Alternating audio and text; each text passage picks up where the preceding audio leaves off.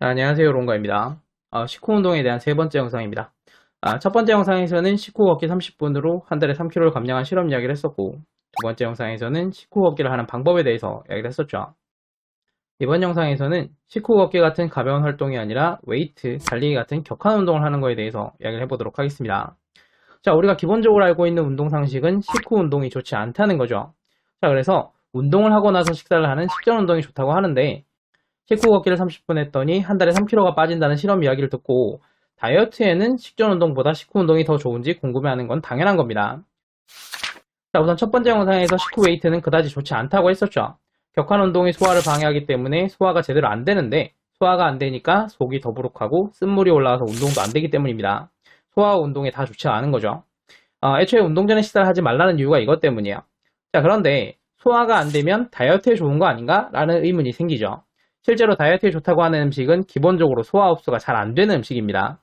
껍질이 없어서 소화 흡수가 쉬운 백미보다는 껍질이 있어서 소화 흡수가 어려운 현미가 다이어트에 더 좋은 음식이고, 소화시켰을 때 많은 에너지를 얻을 수 있는 칼로리가 높은 음식보다는 소화시키더라도 얻을 수 있는 에너지가 적은 칼로리가 낮은 음식이 다이어트에 좋죠. 실제로 식전 운동과 식후 운동을 비교했을 때 식후 운동이 체지방 감소가 더 잘 된다는 결과가 나온 실험이 있기도 합니다.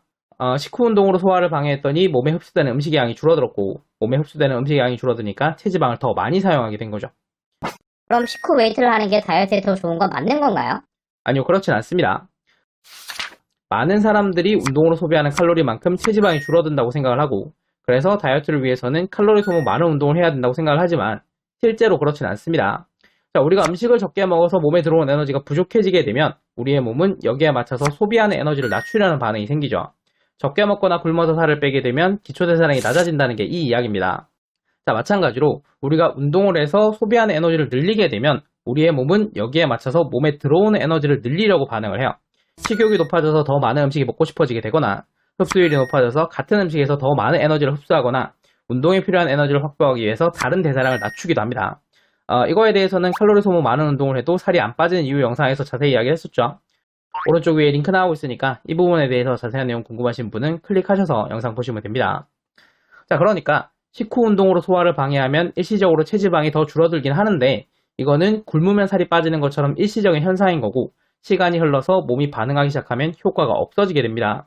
자, 그래서 식전 운동과 식후 운동을 장기간 비교했을 때 체지방 감소에서는 차이가 없다는 실험이 있기도 해요. 아니, 무슨 실험 결과가 계속 달라요? 그래서 식전 운동이 좋은 거예요? 식후 운동이 좋은 거예요?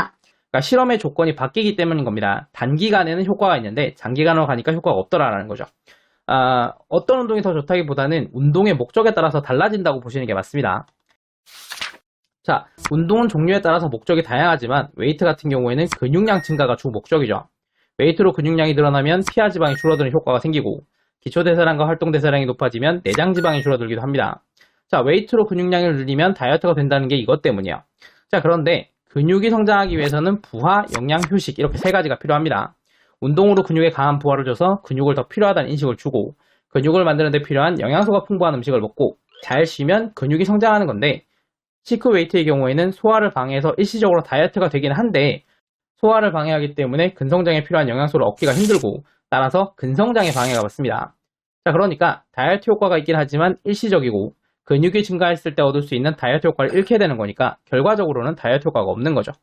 자, 그래서 근성장이 목적인 웨이트는 식후보다는 식전에 하시는 게 좋습니다. 자, 정리하면 운동의 목적을 이해하고 거기에 맞춰서 활용을 해야 된다는 거예요. 식후 운동을 다이어트에 활용하려면 목적은 혈당 상승을 억제하는 게 됩니다. 음식을 먹어서 높아진 혈당을 가벼운 운동으로 억제하면 다이어트가 되니까요.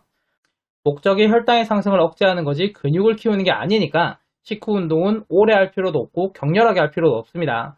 10분에서 30분 정도면 충분해요. 애초에 소화는 방해하지 않으면서 혈당의 상승을 억제하게끔 짧고 가볍게 하는 게 식후 운동이에요. 그러니까 식후 운동을 더 길고 더 강하게 하려면 어떻게 해야 될까? 이런 고민을 할 필요가 없습니다. 자, 반대로 웨이트처럼 근성장이 목적인 운동은 길고 강하게 해야 되는데 이렇게 되면 소화를 방해하기 때문에 식후 운동으로 맞지 않습니다. 웨이트를 한다면 그 목적에 맞게끔 식전 운동으로 하시는 게 좋겠죠. 자, 그리고 다이어트를 위해서 공복 운동을 1시간 하고 있는데 공복 운동을 1시간 하는 것보다 식후 걷기가 더 좋냐는 질문도 있던데 공복 운동은 식전 운동이고 식후 걷기는 식후 운동이라서 목적이 다릅니다. 애초에 목적이 다르기 때문에 뭐가 더 좋냐 나쁘다를 말하기가 어려워요. 그리고 애초에 두 가지 중에서 한 가지를 선택할 필요도 없습니다. 식후 걷기를 했더니 너무 힘들어서 공복 운동을 할 수 없게 되는 것도 아니고 식후 걷기를 했더니 공복 운동을 할 시간이 없어지는 것도 아니니까요. 그냥 원래 하던 운동은 그대로 하시고 식사 후 쉬는 시간에 앉아서 쉬느냐 아니면 일어나서 좀 걷고 살을 빼느냐 이걸 그냥 결정하시면 되는 거야. 이번 영상이 도움되셨다면 구독과 좋아요 부탁드리고 저는 다음 영상으로 다시 돌아오겠습니다. 감사합니다.